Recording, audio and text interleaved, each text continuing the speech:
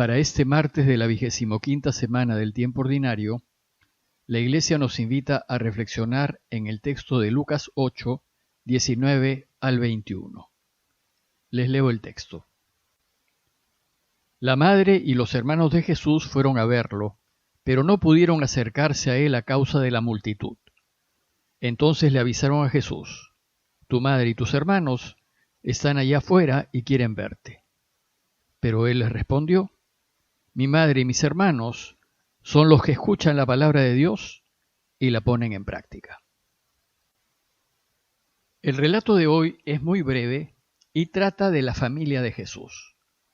Por medio de este relato, Jesús busca enseñarnos quién es su verdadera familia.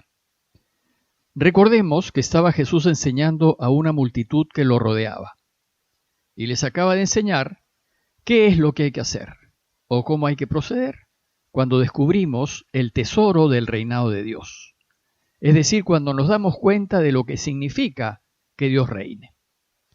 Les ha enseñado que lo que hay que hacer es iluminar a otros, llevar a otros a que también descubran este tesoro y le encuentren sentido a sus vidas. Pues los beneficios que recibirá aquel que descubre el camino de Jesús irán creciendo cada vez más, y a medida que siga adelante en el camino, irá siendo más feliz. Pues al que tiene, se le dará.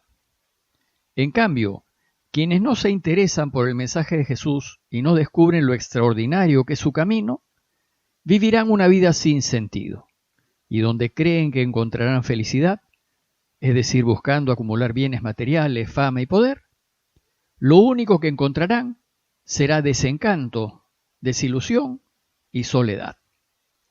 Y al final de sus vidas, probablemente tendrán lo que han buscado, pero no serán felices. Pues el que no tiene, perderá incluso lo que cree tener. A esas alturas de su enseñanza se aparece la familia de Jesús. Y el relato de hoy empieza diciéndonos que la madre y los hermanos de Jesús fueron a verlo. Una breve nota acerca de la familia en tiempos de Jesús. En esos tiempos la familia funcionaba en base a clanes familiares. Cuando una mujer se casaba, dejaba su clan y pasaba a pertenecer al clan familiar de su esposo. Y dentro del clan, todos se consideraban familia, y todos sus miembros se llamaban hermanos, aunque fuesen primos.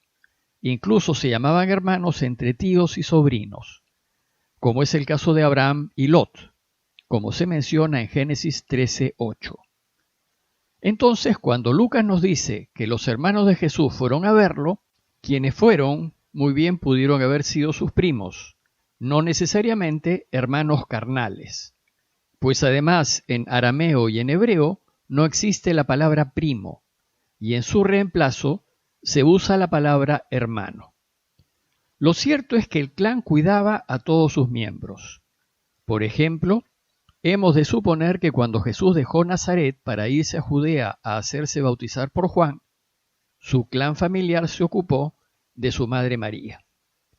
La situación de la mujer se complicaba seriamente cuando el clan familiar era pequeño. También podemos imaginar que la casa de Pedro, en Cafarnaúm, albergaba, además de a su suegra, probablemente a la familia de su hermano Andrés.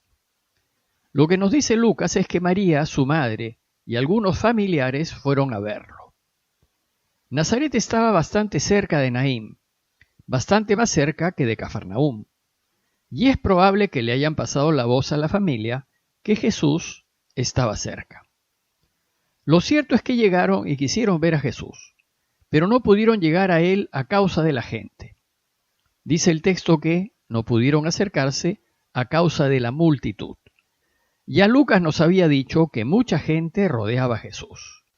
Quieren verlo después del percance que tuvo Jesús en Nazaret, pues como recuerdan, al inicio de su vida pública y luego de ese discurso solemne que dio en la sinagoga de su pueblo para dar inicio al anuncio del reinado de Dios, los de su propio pueblo lo quisieron desbarrancar.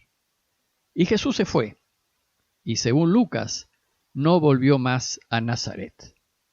A partir de ese momento, Jesús se dedicará a anunciar la buena noticia a otros pueblos de Galilea y después partirá hacia el sur, a Jerusalén, en donde lo matarán. Por tanto, es muy comprensible que su familia, al oír que estaba cerca, quisiese verlo. A este punto Jesús aprovecha para enseñarnos quién es su verdadera familia, quién es su verdadero clan, quiénes son los que realmente pertenecen a su iglesia. Y dice el relato que Jesús les respondió diciendo: mi madre y mis hermanos son los que escuchan la palabra de Dios y la ponen en práctica. Esta respuesta es muy fuerte y da la impresión que Jesús desdeñase a su propia familia. En realidad no fue así. Sin duda Jesús quiso mucho a su madre María y se preocupó de ella hasta el final. Estando en la cruz, nos dice el cuarto evangelio, se la dejó encargada a su discípulo Juan, a su verdadera familia, a su iglesia. Pues María, su madre, fue su primera discípulo, su seguidora y miembro de su iglesia. Lo que aquí Jesús nos quiere enseñar es que Dios Padre es lo más importante de todo y debe estar por encima hasta de la propia familia. Aquí Jesús pone en práctica el primer mandamiento: amar a Dios sobre todas las cosas. Pues este es el mandamiento primero y principal del reinado de Dios. Como ya dijimos en alguna ocasión, es más fácil entender este primer y principal mandamiento si consideramos que Dios, además de ser amor, es verdad, es justicia y es vida. Amar a Dios sobre todas las cosas es elegir la opción en donde está la verdad y por encima de lo que le conviene a la familia. Es elegir ponernos del lado de lo justo, a pesar de que la familia se pueda ver perjudicada. Y es elegir la vida por encima de la comodidad de la propia familia. Y además, si realmente amamos a Dios sobre todas las cosas, vamos a querer complacerlo en todo. Es decir, vamos a querer hacer siempre su voluntad.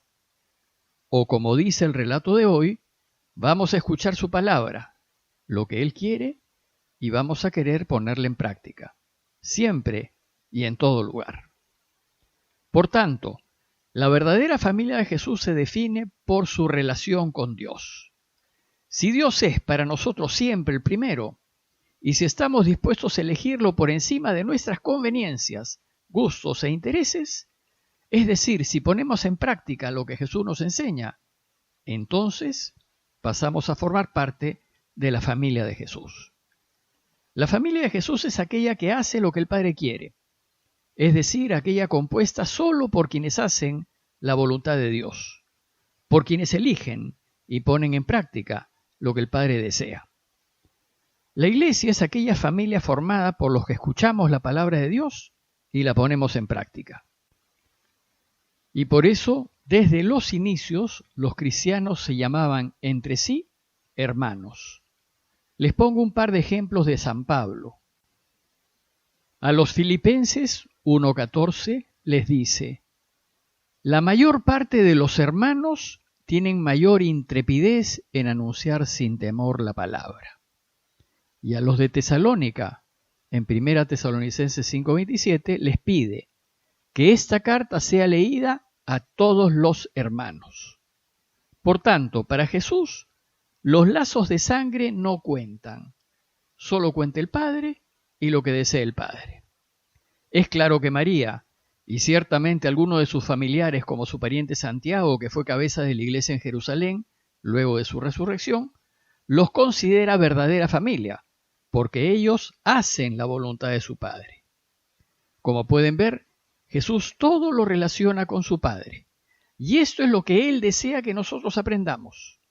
Nuestro amor por Dios Padre debe ser absoluto e incondicional, pues eso es lo que garantizará que reine y que seamos verdaderamente felices.